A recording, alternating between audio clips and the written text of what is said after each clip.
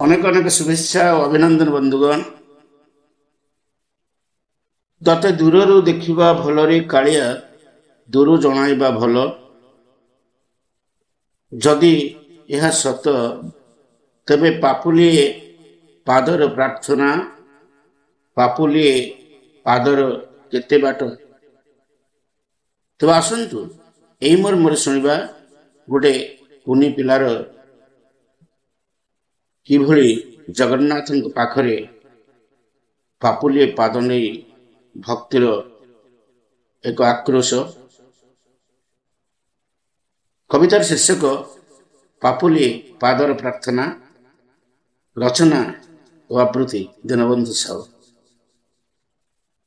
ପାପୁଲିଏ ପାଦ ନେଇ ଆଉ କେତେ ବା ଚାଲିବି,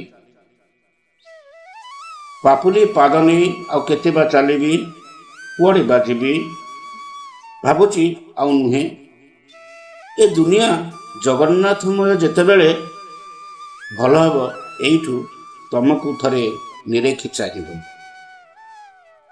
ଏ ଦୁନିଆ ଜଗନ୍ନାଥମୟ ଯେତେବେଳେ, ଭଲ ହେବ ଏଇଠୁ ତମକୁ ନିରେଖି ଚାହିଁବି।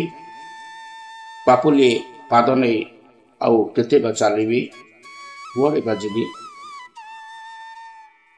ତୁମ ଚକା ଚକା ଅପଲକ ଆଖି କାଳେ ଭାବର ସମୁଦ୍ର, ତମ ଚକା ଚକା ଅପଲକ ଆଖି କାଳେ ଭାବର ସମୁଦ୍ର।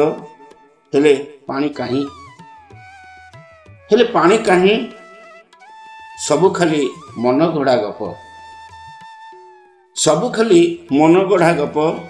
ଏ କଥା ବି ସତ, ତମ ଆଖିର ଅଥଳ ସମୁଦ୍ର ଘୁରି ଘୁରି ନାବିକ ମୁଁ ପାଏ ନାହିଁ ପଦ। ଏ କଥା ବି ସତ, ତମ ଆଖିର ସମୁଦ୍ର ଘୁରି ଘୁରି ନାବିକ ମୁଁ ପାଏ ନାହିଁ ପଦ, ନାବିକ ମୁଁ ପାଏ ନାହିଁ ପଦ। ଧନ୍ୟବାଦ।